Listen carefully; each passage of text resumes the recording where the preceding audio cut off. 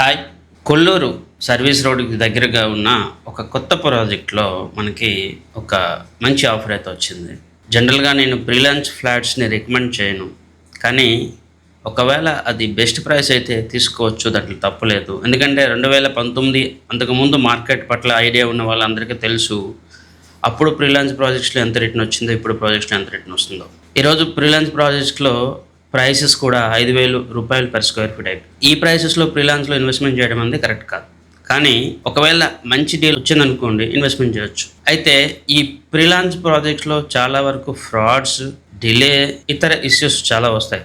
అయితే నేను నా కస్టమర్స్ కానీ ఫాలోవర్స్ కానీ ఎప్పుడు కూడా సెక్యూరిటీ, రిటర్న్ రెండో ముఖ్యమని అనుకుంటాను.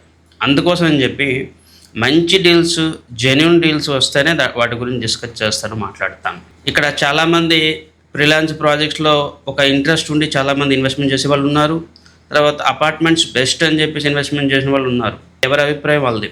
కొల్లూరు గురించి నేను చెప్పవలసిన అవసరం లేదు, మార్కెట్ రేట్ల పట్ల మీ అందరికీ అవగాహన ఉంటుంది. సో ఇక్కడ కొత్తగా రాబోతున్న ఒక ప్రాజెక్టు 9 ఎకరస్లో ఈ ప్రాజెక్ట్ రాబోతూ ఉంది. దాదాపు 1800 అపార్ట్మెంట్స్ వస్తున్నాయన్నమాట. ఇందులో ఫేజ్ 3, ఫేజ్ 4 సంబంధించి మాట్లాడుతున్నాను. HNA, ultra HNA customers investment చేయగలరు. వాళ్ళకి ఒక ఎకరా 20 CR వరకు ఉంటుంది. సో దాని మీద మనకి ఇన్వెస్టర్స్కి ఒక ఫ్లాట్ స్క్వేర్ ఫీటు కేవలం 3,100, 3,500 రూపాయలు మాత్రమే వస్తుంది. ఇక్కడ ల్యాండ్ కూడా మనం సెక్యూరిటీగా తీసుకుంటున్నాం. ఎందుకంటే చాలాసార్లు ఫ్రీలాన్స్ ప్రాజెక్ట్స్లో కేవలం MOU మీద చాలామంది ఎగ్జిక్యూషన్ చేస్తారు.